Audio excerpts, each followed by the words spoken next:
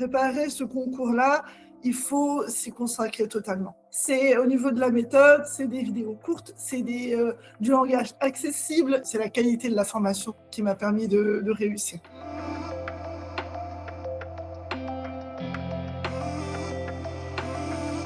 Je m'appelle Sonia et j'ai suivi la formation pour passer le concours du CRPE. J'ai un parcours un peu particulier. J'étais dans l'enseignement il y a très très longtemps, il y a 15 ans, dans mon secondaire, et je suis partie carrément sur autre chose. Tout ce qui est industrie du loisir, que ce soit dans l'hôtellerie ou dans le sport, ça a des horaires vraiment très décalés. Je pensais à revenir dans l'enseignement en maternelle et en primaire. J'ai décidé de passer le concours. Par contre, je n'avais fait aucune formation concernant le premier degré. Donc, il me fallait toute cette formation-là.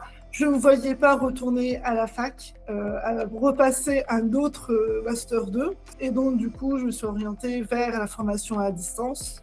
Et c'est comme ça que donc, je suis arrivée chez UPSO. Et j'ai réussi du premier coup. Je suis super fière. Et puis, merci à UPSO parce que, en fait, c'est la qualité de la formation qui m'a permis de réussir.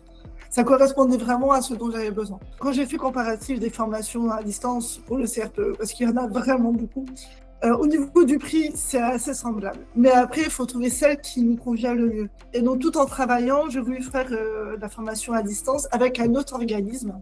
Dans cette autre formation, c'était très, on va dire, académique, comme à l'université. C'était des visios de 3 heures avec un vocabulaire très scientifique, très monocorde, et c'était assommant. Vraiment, je m'endormais devant les vidéos, j'en pouvais plus.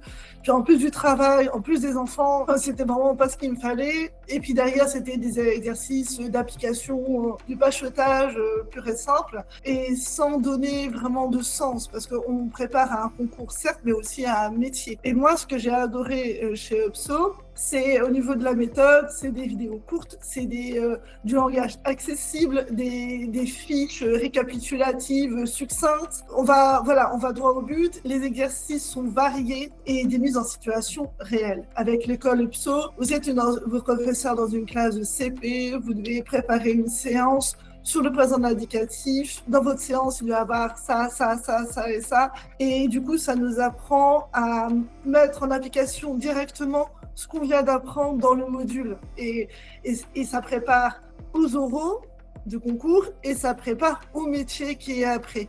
Et cette méthode m'a vraiment motivée. Je ne savais pas non plus comment organiser mes révisions, par quel bout prendre, etc.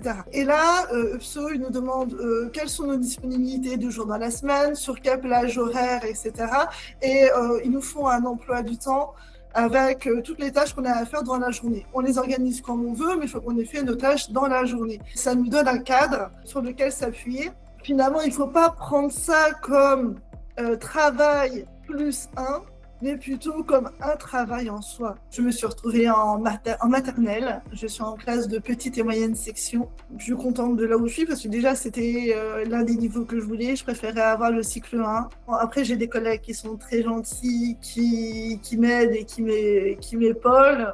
Ce qu'on veut voir, c'est une évolution. On veut te voir évoluer dans ton rôle d'enseignante, dans ta posture d'enseignante. Pour les écrits, finalement, j'étais pas très surprise par rapport aux annales que j'ai eues chez UPSO. Bon, ce qui est essentiel lors de la formation, c'est vraiment de faire des examens blancs en condition, en respectant le timing, parce que ça passe extrêmement vite.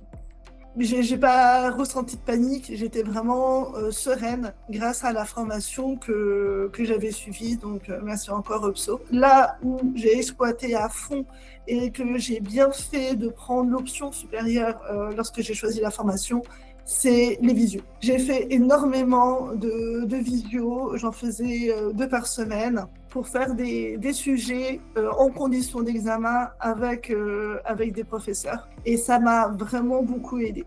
On a tendance à croire que le CRPE, c'est un concours et donc du coup que tout le monde doit dispenser la même formation. Alors que non, il y a plein de profils différents et plein de besoins différents. Donc il faut proposer une offre de formation différente. Et vraiment, je suis vraiment très contente de l'avoir fait avec vous. C'était un investissement financier, mais qui en valait vraiment le coup.